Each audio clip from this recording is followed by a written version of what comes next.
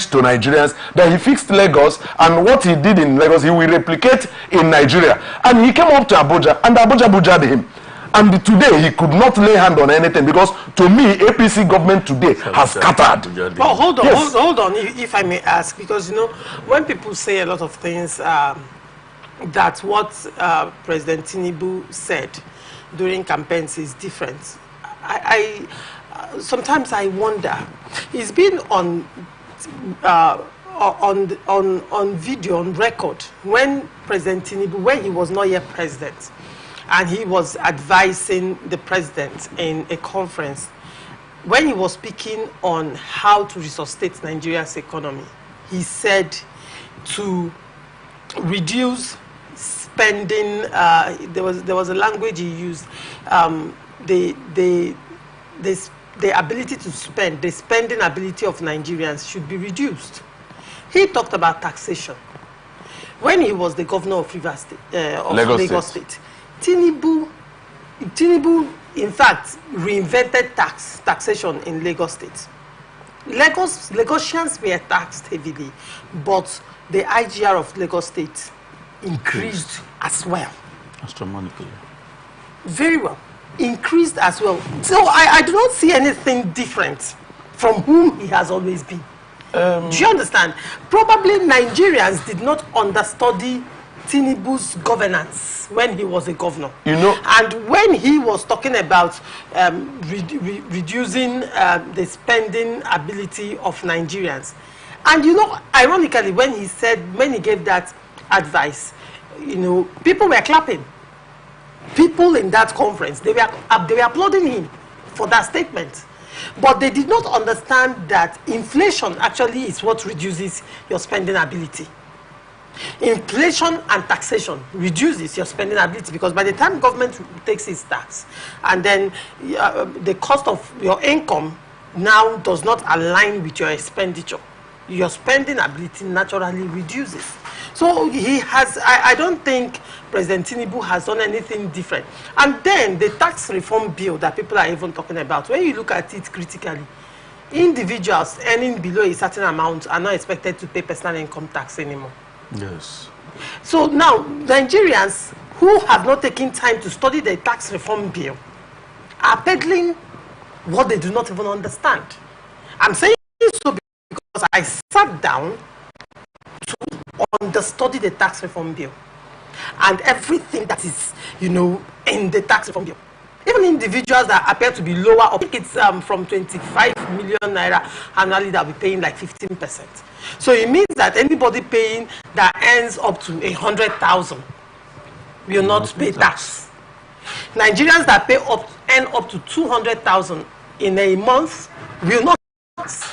So it's a situation where they are exempting the lower income class and taking from the higher income to buff up the economy. But Nigerians don't understand this, and they are shouting. Even company tax also to some extent is reduced. For companies that are still struggling, SMEs are not even liable to pay tax as well. So probably Nigerians, I think Nigerians need more education on this thing, because what happens is that when one, you know, as I guess what Alin Dume has been saying, you know, probably because of what he stands, and when one political figure or one popular person comes up and says something, Nigerians run with it without sitting back to read and research and understand for themselves what is going on. And that is also what plays out in politics, because Nigerians run with whoever says whatever, but they do not sit back to put 1 and 1, 2 and 2, put it together and think for themselves. So when it comes to that, the one would say the actions of President Tinubu, has it ever been different from what he has always stood for? Loresha, look at it.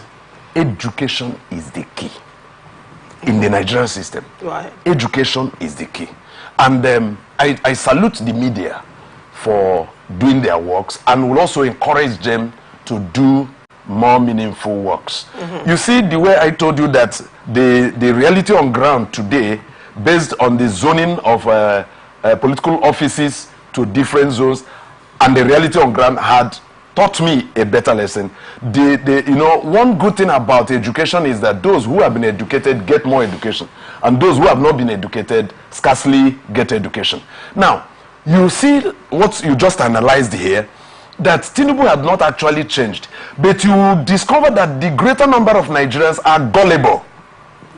Whatever is said is swallowed hook, line, and sinker without being placed on the table and dissected and placed side by side and cross-checked. Now, as I told you that he promised to fix Nigeria the way he fixed Lagos, but he came to Abuja and couldn't do anything. Now, you see that where impoverishing the people, the more. And when it is impoverishing the people, it is also helping the other people to grow. Now, I want to stop this loan by removing fuel subsidy. Look at, if one should say, because sometimes I expect those statisticians, mathematicians, to sit down and do the little arithmetic on this. If fuel was sold for 168 naira in the time of Buhari, while he was paying subsidy, and you have removed fuel from 168 naira to 1,200, okay, let me say 1,014 naira or 1,250 naira. Now, calculate 1,000, because if you minus 168 from the 1,250, you see that you are having about 1,100, 1,000 something naira or 8 something naira. If you can calculate it per liter and calculate the liter that have been spent in Nigeria since June 2023 till date, then tell me, they come on media and speak, Nigerians will swallow hook, line, and sinker. But let them know that Nigerians are not all fools. So, and the word of every leader revolves around intelligence. All right, very well. So if I understand you very well, because you've moved now to zoning presidential ticket to South by PDP group, to statistical manipulation by alleged statistical manipulation of the GDP growth by the federal government. The government, yeah. Okay, very well. So, and you also talked about, when I was talking about reducing the ability to, yes, it is called purchasing power. Sorry, because I'm thinking about it is purchasing power, reduction of purchasing power of Nigerians. So when you talk about the projected, or they have a lot of risk, but then you said you wanted to say something, dollar volatility and the current. Yes, because when he talked about pool inflation, he talked about pool inflation. That is at a point where you said there is little money in the hands of, or in the pockets of the people, right? And at that point, definitely it affects purchasing power, like you talked about. In inflation or inflationary regime, definitely there will be scarcity of money to spend. And when there's scarcity of money, it affects purchasing power. Yes. There will be limited number of goods to purchase. And you talk about the price of petrol, that is actually what affected the purchasing power. But when you look at the dollar exchange, the dollar rate, handling his media team, and yet they're doing nothing. They are rather dragging who is the leader and all that. The president is doing enough. If this house is cooled down and there is going to be a renovation done here, my brother, you would feel pain if you are part of those staying here, because most time you might stay under the canopy or somewhere. The pain of the number of times you stay there will not be quantified to the gain when this place is finished. Just like a road that is being destroyed and they want to rebuild the road. When people are passing that road, you see how they will cost the government. Make gonna do fast, make gonna do this. You will not know that that place is going to be rebuilt to a standard where you will enjoy and enjoy very well. And when that construction is finished, you see the beauty of the place and how you begin to enjoy it. The president is doing enough as far as I'm concerned. All right. All we need to do is to give him some time. When we give the president some time, that is not easy. It's not going to be easy, okay? But it's of whatever the president is doing. She just talked about tax reform. If you take your time to look into that tax reform, you notice that the president is indeed doing something very great. As we speak today, like she said, those at that lower level are not going to pay tax any longer. Okay, tax is now meant for people at the bourgeoisie, those who earn so much money. These are the people that will pay tax. Now, even when it comes to power, the reason for which they did that A, B, and C and all that, you look at the amount of money we are paying before. Most persons do not pay as much as they consume. In Nigeria, of course, you know, many people even do bypass. That is not done in outside this country. We enjoy a lot of things there here that people don't enjoy outside this place. But I think that when it comes to Nigerian project, we need to give the president more time. Please, we are very confident. Can I just, in 1 minute, please? We need to go to Bianca. Yes, but in 1 minute, you know, while Honorable Kingsley was speaking, in fact, I lost consciousness of my presence here. Because, honestly, I was asking myself, I am sure you are Nze Onze. Because he was speaking to me and was making me think I am in a dream world. Telling me that the president is doing wonderfully well, president is doing this, president is doing that, that we should give him time if to you want do that. To enumerate, don't worry. I'm coming, sir. And I look at all those things. President is doing this, president is doing that. Look at the one we can see here. Look at that just out there. East-West Road.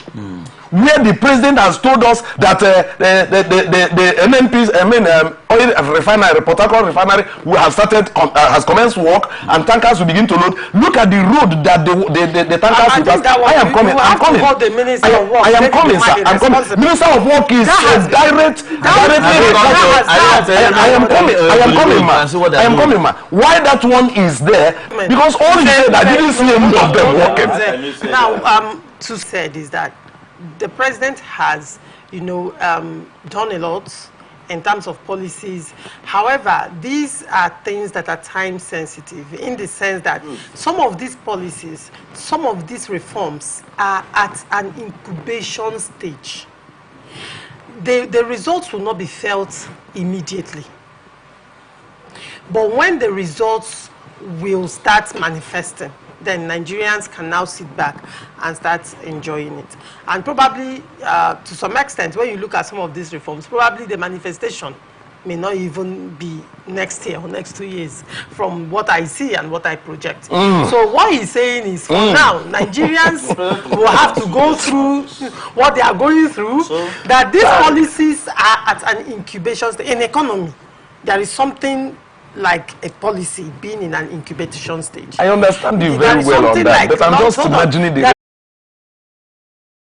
Now, I recommend Kingsley to presidency. The president has even put in. Nigerians are even supposed to the president to serve in his media team. Perhaps one would also say that the president could be held liable for a lot of things that went wrong, because most of the things he started doing in the aftermath of that unprepared subsidy is gone. That night, petrol stations shut down. Okay. That night, oil marketers started hoarding their oil. That night, price of fuel from that moment he made that statement went to 400 naira first.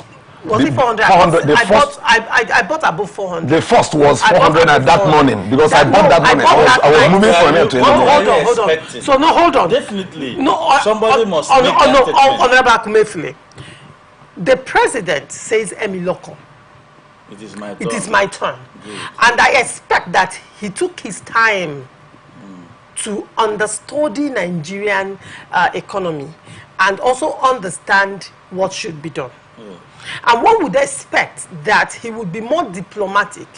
You don't come out and make certain announcements than what dollar is in the current exchange market. You've not considered cost of logistics. You have not considered landing costs. You have not considered everything. Who is paying the difference? Because if dollar is 1.5 and a liter of petrol was bought or imported at 1.5, then you put in landing cost, you put in licenses, you put in all whatnot different parastatals will collect from you, you put in the VAT, you put in everything, it cannot be. Then if we say there is no subsidy, then petrol should be sold at least 2,500. Is this not why we are saying that this government has just modeled up, if I may call it, deception therapists? When you talk about the president should have prepared before he made that statement, I disagree with you. Okay. Because if you look at the cabal involved in the subsidy, it was something that was so difficult for other presidents to even take a decision. From Goodluck Jonathan, we've been talking about subsidy.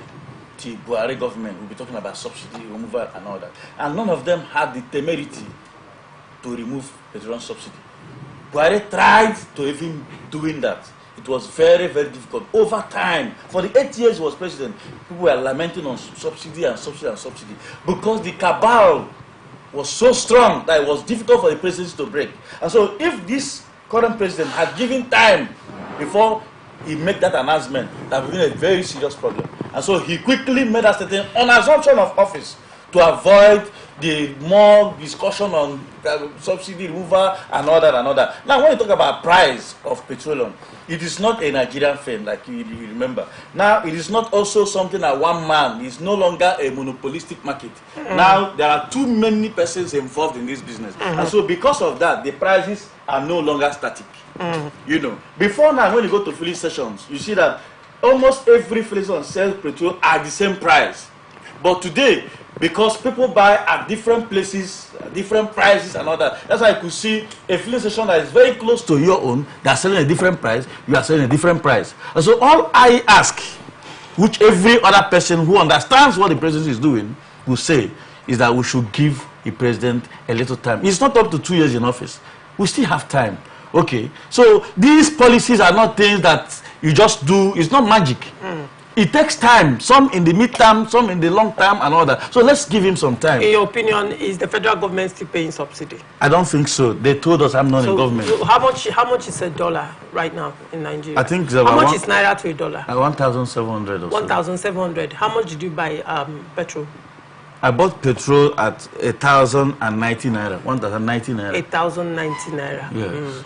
And prior to this time, let's say, let's go before Dangote refinery started. Yeah. At that time, petrol was still being imported. Yes. How much was a dollar then? A naira to a dollar then? It was not static. It was not stable. But it was between what and what? The variation between 1,500, 1,550 and all that. Was petrol being sold lower or the higher? price of petrol is not directly a function of dollar. There are other factors. What currency is used in purchasing petrol? They use dollar. You've answered the question. But it is not only dollar that affects the price of petrol. You remember that the global market, I know, in the international market, the OPEC market, yes, they peg these prices. Yes. One. Number two, the purchasing system. Different persons, when you have different people purchasing petrol, they purchase at different times with different amounts and all that. That also will vary the prices of petrol. Now, when you also look at the landing cost and all that, these things are not the same thing. Okay, so each time it fluctuates, the prices changes. I agree. In 1 week alone, I have bought fuel with 1,150, 1,190, 1,090, and all that. You know, the price has not been stable.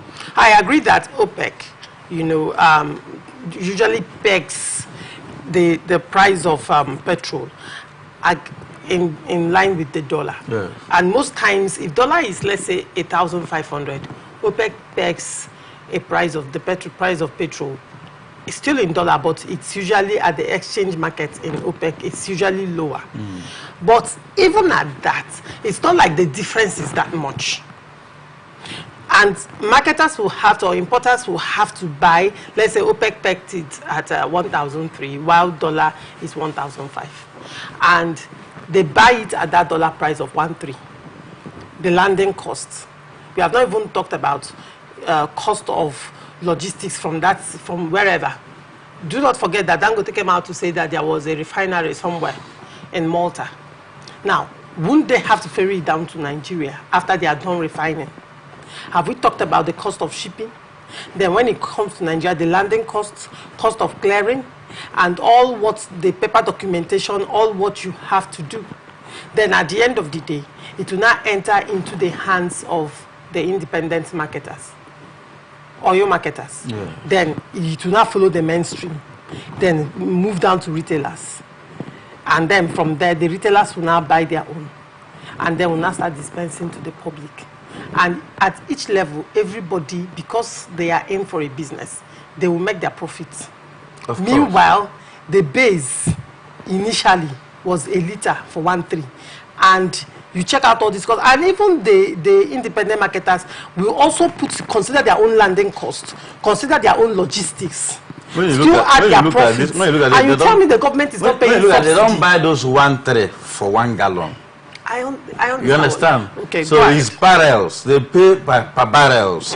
Now, in those meters, if you check these trucks that you see some of them carry 4,400 liters, 3,300 liters. So, and the cost differences are usually 1 naira. 1 point something naira. Yes. And also, so the differences are not. When you calculate it by the millions. Much. So when it times the number of by the millions, by the millions and all that, now. you see the difference. Okay. So if you look at it, if you look at this way, the profit that these marketers make in those are not much, considering the expenditure. They are little, but because they buy on quantity, so the turnover is high. So when you add up the 2 naira or the 5 naira